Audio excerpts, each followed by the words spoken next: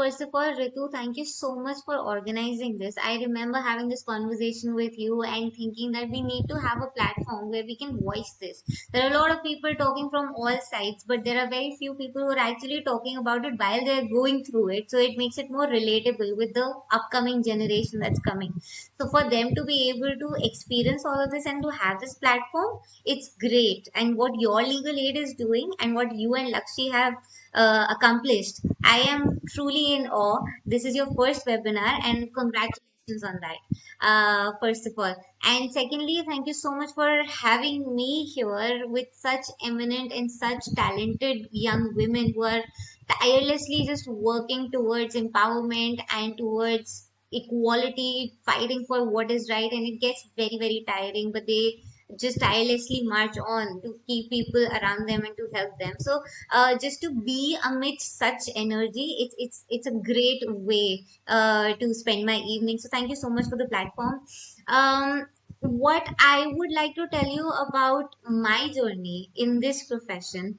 So I am in no way accomplished. I am in no way at a stage where I can say that okay, this is what will make you successful, this is what will not help you.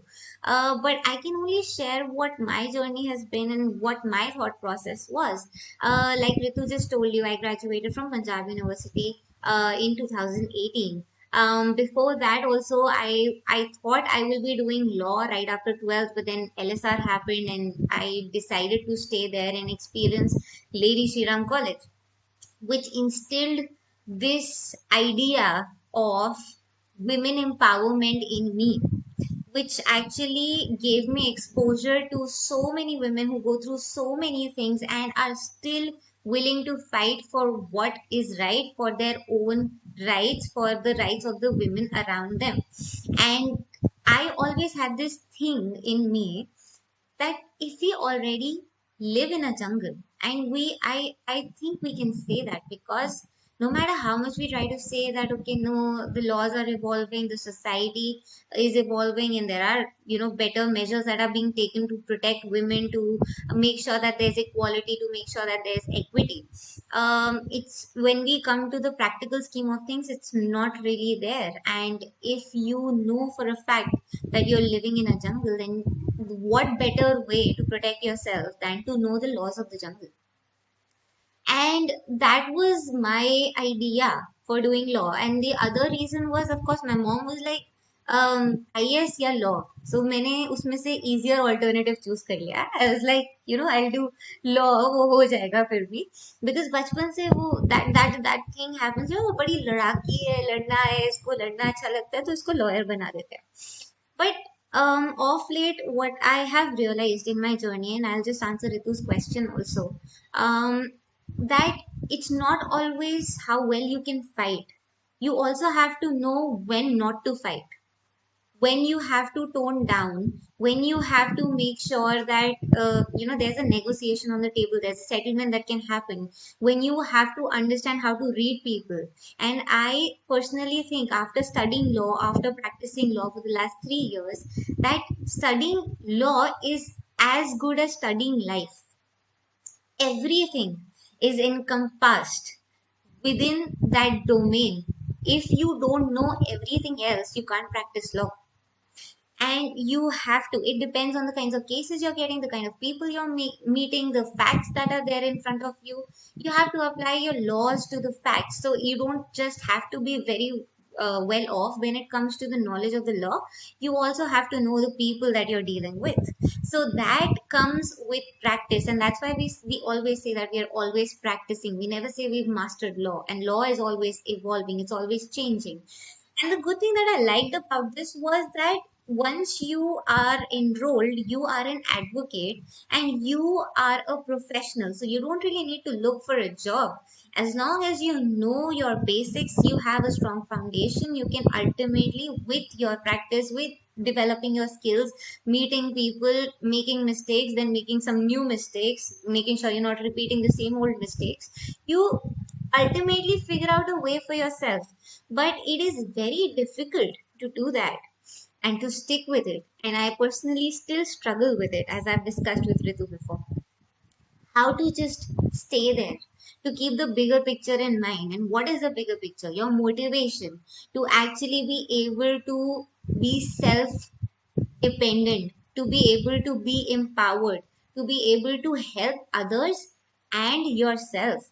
And it's very sad because our process, the litigation, if we talk about the practice of law, is people driven. It's not process driven. It's not systematic. There is no organization. There is no redressal. And a lot of the times, in my own experience, I've seen people who fight for others' rights getting their own rights violated because they are not empowered enough in terms of financial security, in terms of emotional security, in terms of your safety as a woman, as a first generation lawyer. It gets very difficult. It is very challenging. Every day you have to make a choice that why am I even doing this? You will question yourself again and again, but at the end of the day, it's about you and your motivations. Like I said, the bigger picture. What do you want to do eventually? Do you want to, when you're working in a company, you're working to grow that company.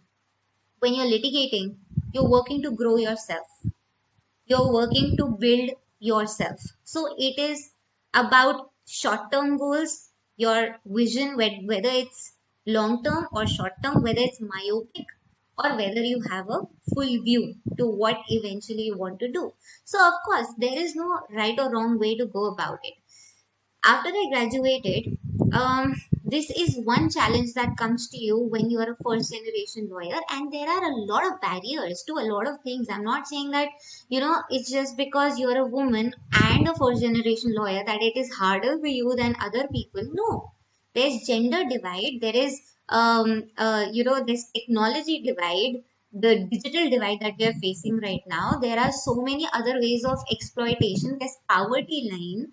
There are people who don't have access to good food, to healthy food, to water, to things like that, and they are struggling to just make their basic needs meet. Forget about ambition, forget about getting employed, forget about doing anything else. There are people like that, and like Lakshi said, and also Ritu said, that we are all governed by law, but a lot of people don't know the law, so they get misused. Those people get exploited easily because they don't know the law. And the saddest truth is that ignorance of law is no excuse, and most of the people in our country are illiterate. So how do you bridge that gap? And you have to be very, very practical when it comes to that. So the way I ended up getting my internships during my law school, so in Punjab University, there was no mandatory internship requirement. It was a 3-year law, so whether or not you do any internship, it didn't matter.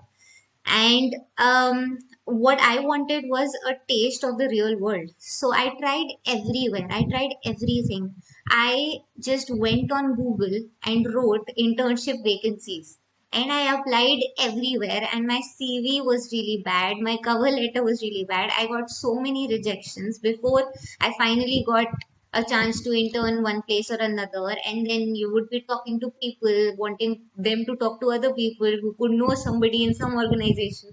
So it was very difficult. You have to do it. Ultimately, you have to put yourself out there. It's very frightening, to be very honest, to get that rejection, to get to know that you're not good enough. But this is something that I would want you to know, that I know now that I didn't know then, was that you are actually just doing something, and doing something is better than not doing anything, and making mistakes is better than having regrets. So just, you have to understand that what is the balance of convenience here. I'm sorry, I'm using the legal terminology and everything, but I don't mean it in the legal sense. I mean it in the sense that you doing it versus you not doing it, which will get you better results. So you have to compare yourself with your own self, your situation with your own situation. Do not compare yourself with others. That is another mistake I made and I still do sometimes. I'm trying very hard, and I think we don't talk about our failures as much. We just talk about our accomplishments. Okay, we've done this, I got an internship at Amazon, I got this, I did this, and all of that. It doesn't matter. 2-week internship, 1 month internship, in the long run, I honestly did not learn anything there. I did not even learn a lot in my first job that I got, where I will tell you, my senior, and I actually got that job through a friend's mother who was her friend in college. So that is how, there was that connection, and I was recommended, and she, took pity on me, and she was a woman, lady lawyer. And she said, okay, fine, I'll do this. I will take this on. I will, train her and everything. Paid me nothing, exploited me like anything. सुबह 6 बजे से रात को 12 बजे तक गालियां पड़ती थी. And I used to be dropped off in the middle of the highway at night after telling me that she'll drop me home, because she used to get angry or mad at me for one thing or another and say, let's get out of my car. And at that point, you're just constantly thinking whether or not you want to learn and grow, or you want to have some self respect. So it gets very difficult at that point when you have no backing whatsoever, but you have to make that call. I chose my self respect. I told her just exactly how she can't treat me, and she can't expect me to know things I was never taught. And that is also where the gap lies when it comes to the practice of the law. Like I said, it's so people driven that at the end of the day, it depends on the person you're dealing with, what their mood is, what their journey has been like, what their experiences have been like, and how they wish to exploit you. Because you will never really know how things are done until and unless you have somebody in your family who's doing the same thing, or who's done the same thing, or who has the name. And that is why I think we keep repeating this term, first generation, first generation. It's very important in the field of litigation to have somebody that you can rely on, who can tell you how things are done. Otherwise, you're opening yourself up to being exploited, and it's only after being exploited for a long period of time that you realize, okay, no, this is not done. I don't want this in my life anymore. So I'm saying, what I'm trying to say to all of you, thank you so much for coming here and listening to us, and also talking to us. And thank you, Hina, for also sharing such intense stuff so candidly and so openly. But what I would like all of you to know is that at the end of the day, there's nothing in life that's irreversible. Don't be afraid of making mistakes. It's all right. I still don't know what I want to do. What I did was I tried everything that I could. I took all the opportunities that I could get to, just get my foot in the door at first, and then decide after I've done it for a while whether I like it or not. If I don't like it, I move on to something else. That's the beauty of law, that there is so much to learn, there's so much to do, there are so many areas of practice that you can never really get bored. But yes, the pitfall is that it like everybody says, and I have started believing it now, that law में litigation में if you're a first generation lawyer, then 10 साल का आपका probation होता है. आप ये मान के चलो. You either you're trying to work alone independently after getting some experience, or you are eventually doing different jobs in different law firms with different kinds of lawyers. It is up to you how much how much you want to take, how much you don't want to take. I've had people tell me that if I want to leave office by 6:30 or 7, then I am choosing my comfort over working hard. And it becomes very difficult to let them know that at the end of the day, my safety is my responsibility. If something were to happen to me, you will not take responsibility for that. So our society, no matter how much in our heads we say we are empowered, we are strong, we are this, we are that, our social, our society, our social fabric does not reflect our ideals. And we have to look at things in the practical scheme of things. So if you are choosing a healthy work life balance, if you are choosing your safety, your well being,